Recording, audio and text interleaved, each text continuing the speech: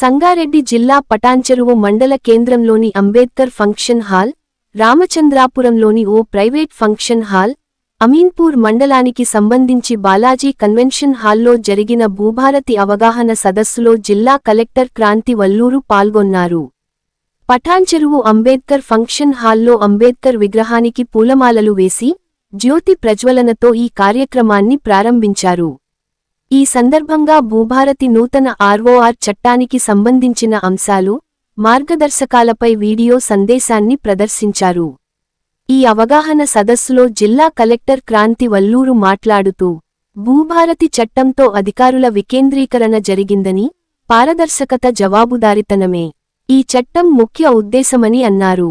భూసమస్యలు పరిష్కరించడమే లక్ష్యంగా ప్రభుత్వం రూపొందించిన భూభారతి ఆర్ఓఆర్ చట్టం 2025 జనవరిలో గెజిట్ రూపంలో వచ్చిందని, సమగ్ర అంశాలను పొందుపరుస్తూ రాష్ట్ర ప్రభుత్వం ఏప్రిల్ 14న ఈ చట్టాన్ని ప్రవేశపెట్టిందని జిల్లా కలెక్టర్ వివరించారు.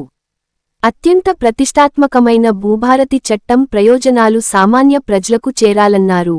రైతులు, ప్రజల మేలు కోసం ఈ చట్టాన్ని తీసుకువచ్చారని, భూ సమస్యలు లేని జిల్లాగా తీర్చిదిద్దాలన్న లక్ష్యంగా భూభారతి చట్టాన్ని తీసుకురావడం జరిగిందని అన్నారు.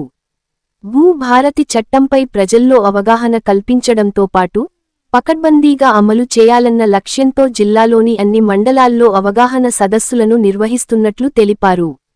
ప్రభుత్వం భూభారతి చట్టంతో పాటు, నియమ నిబంధనలు ఒకేసారి తయారు చేసిందని, రికార్డుల నిర్వహణ, సవరణ, రిజిస్ట్రేషన్, మ్యుటేషన్, సాదా బైనామా, పౌతి వంటి అంశాలను జిల్లా కలెక్టర్ వివరించారు. ధరణిలోని సమస్యలను దృష్టిలో ఉంచుకొని రైతుల సంక్షేమం కోసం తీసుకువచ్చిన భూభారతి చట్టంపై పూర్తి అవగాహన కల్పించాలని అన్నారు. రైతులు ప్రతి ఒక్కరూ నూతన చట్టం భూభారతి, దానిలోని అంశాల పట్ల సంపూర్ణ అవగాహన కలిగి ఉండాలని తెలిపారు. జిల్లా స్థాయిలో రైతులకు, ప్రజలకు లీగల్ సర్వీస్ అథారిటీ ద్వారా న్యాయపరమైన సేవలు అందిస్తామన్నారు. ఏదైనా సమస్య పరిష్కారం కాకుంటే భూభారతిలో మూడంచెల అప్పీల్ వ్యవస్థ ఉందని కలెక్టర్ అన్నారు. ప్రజలందరికీ ఉచిత న్యాయ సేవలు కూడా అందుబాటులో ఉన్నాయన్నారు. ఇంతకు ముందు ఉన్న చట్టంలో కోల్పోయిన హక్కులు, కొత్త చట్టంలో ఉన్న హక్కులపై అవగాహన కల్పించేందుకు ఈ సదస్సులు ఏర్పాటు చేసినట్లు పేర్కొన్నారు.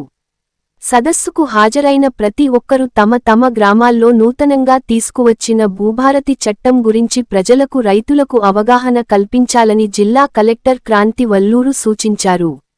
ఈ కార్యక్రమంలో జిల్లా వ్యవసాయ అధికారి Shivaprasad, ATMA committee chairman Srinivas Reddy, PECS chairman Buchireddy, RDO Ravinder Reddy, Patancheru, Ameenpur, Ramachandrapuram మండలాల తహసీల్దారులు, కార్పొరేటర్లు, ప్రజాప్రతినిధులు, రైతులు, రైతు సంఘ నాయకులు, రెవెన్యూ అధికారులు, సంబంధిత ప్రభుత్వ అధికారులు తదితరులు పాల్గొన్నారు.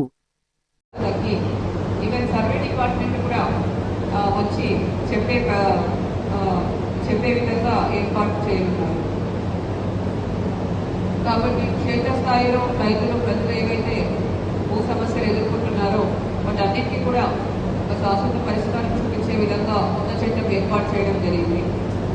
అలానే ఉచిత న్యాయ సేవ సంబంధించిన ఎవరైతే ఉన్నారో అందరికీ కూడా డిస్ట్రిక్ట్ లీగల్ సర్వీస్ అథారిటీ మరియు మండల్ లీగల్ సర్వీస్ అథారిటీ ద్వారా ఉచిత న్యాయ సేవ కూడా మనం ఇవ్వనున్నాము.